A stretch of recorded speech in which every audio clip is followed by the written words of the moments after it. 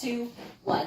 Kendra here from Country 104, checking in with none other than Brothers Osborne. Welcome back to Canada. Oh, thank you. Good to be here. It's good to be back. Now, it's already been a couple months since Port St. Joe has been out.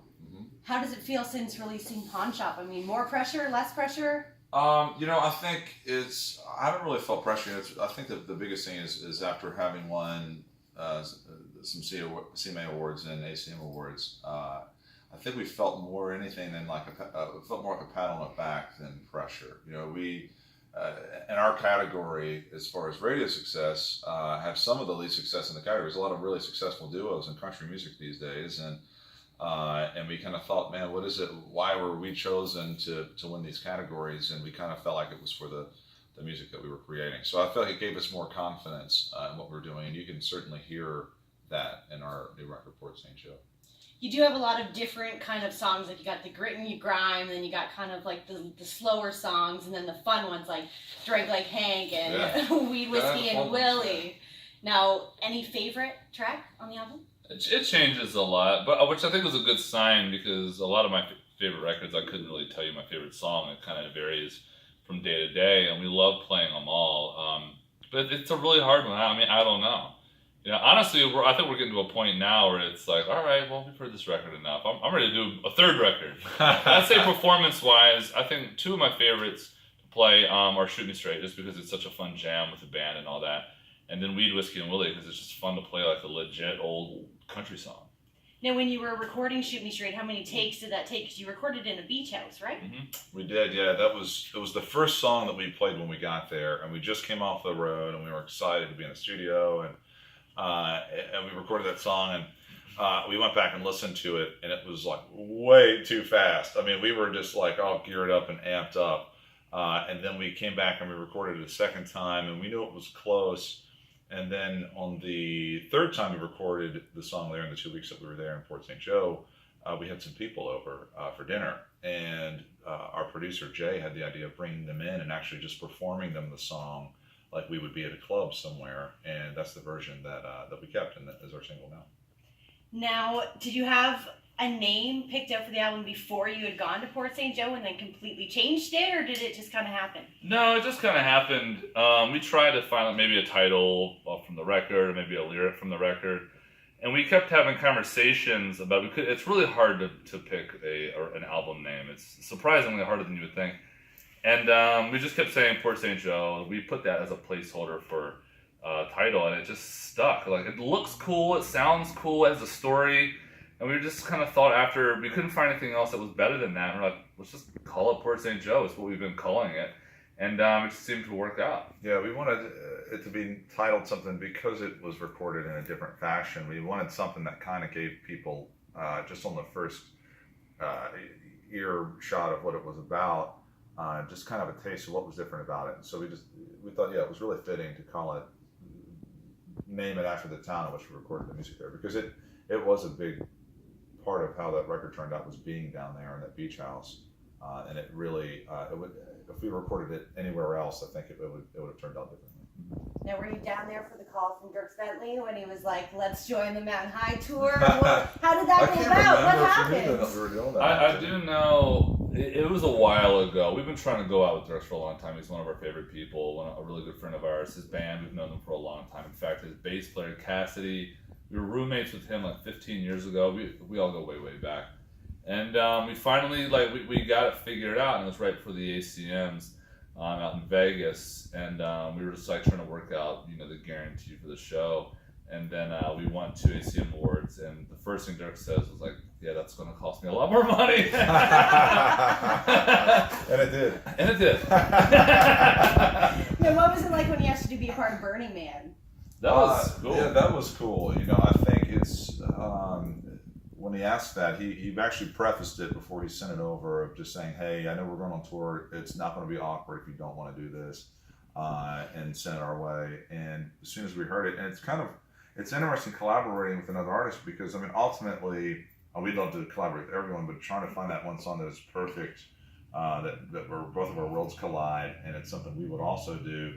And that song, when I heard it, I think John and I both thought this is something that we would have recorded ourselves. Yeah. So it felt like it was pretty effortless just to be able to find a way for us to kind of get in there to where it didn't sound like we were forcing it or sounding gratuitous, and I'm proud of it. I like how it turned out.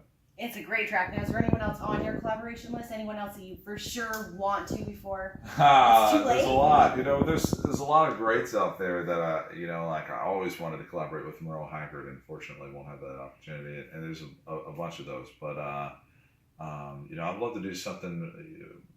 God, the list is pretty long, and I would love to do something with maybe like the Bruce Springsteen, or do something with. Rolling Stones, like Keith Richards would be cool. Willie Nelson would be cool. Yeah, it's just kind of it's endless. We have so many. We actually tried to do a song. We rewrote the song. Willie Nelson's on the road again. We wrote new verses and kind of made it a little bit more darker, and kind of made it more like realistically of like touring sometimes can be tough, and we took the chorus from On the Road Again and changed it up and had to get Willie's permission, and then.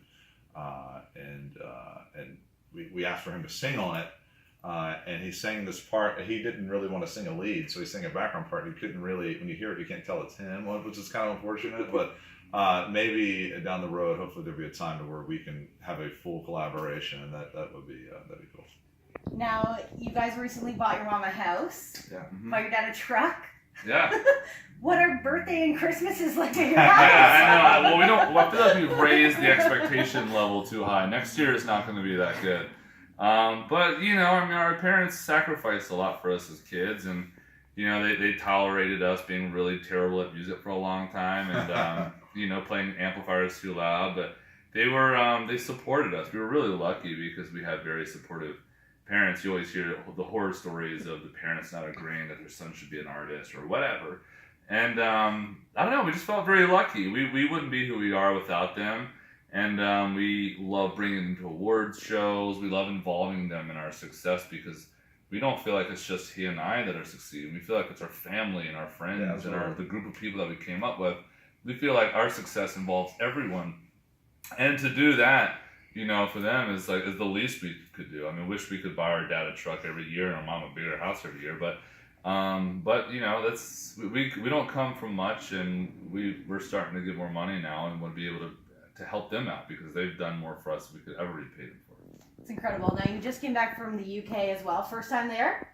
That was our third time. We went over there they have a big country music festival called C2C, and that was our first taste of that. And then we went back with the Cadillac 3. They've been going there for years and have built a big following over there. And so we thought, man, it'd be a great opportunity to get in front of their fans. And so we played a show opening for them. And then to follow that up with just recently doing our first headline tour there, which went, I think, far surpassed what all of our expectations were. It really was an amazing experience. And now we're following it back up again to get back over there and tour, which is a good segue to the fact that we're coming here and touring in the fall. So in Canada, we're actually kicking off kind of the start of our first headline roll around. We're going to do a tour through Canada and then jump back over to the UK and tour there again. And then we'll follow up with touring in the States at the beginning of next year. But we'll be up here at the end of October, beginning of November. So, of course, we chose the cold time of the year to come up here. But now, I think it gets worse in February from what I hear. But yeah, November's all right. October, November's okay. Yeah, maybe for you guys. Although everyone keeps saying it's hot today, and I think this is literally perfect weather. It feels incredible. 2 weeks ago it was 47 degrees, so today's okay. Yeah, there you go. And that I think really we're really looking forward to getting back up here and touring because we toured through there at church. We've done some one-off dates here. When we did our Dirt Rich tour, we did a date up in Vancouver, and I don't think we really jumped up here much otherwise. And so this will be our first official Canadian tour, and so we're really excited to get back in the clubs and see some of the fans that we've been able to fortunately have over the years here, and make some more fans and keep growing this thing. We keep coming back. So what's your favorite part about coming to Canada? You guys are so friendly. You're the friendliest people in the world. It's definitely really, really nice. The only people that we've ever had issues with are your brothers and sisters on the border. Whenever we try to cross into this country, we are so harassed. But I know, I mean, it happens the other way, so I guess we're paying for that It's one. nice too, God. I mean, right now there's so much political tension in our country right now that it's coming here. It's like, all right, I feel like I can relax for a second. Things aren't so heavy. Yeah, exactly. And I'm sure maybe they are in their own rights and the nuances of how it works here, but it does feel good to be here.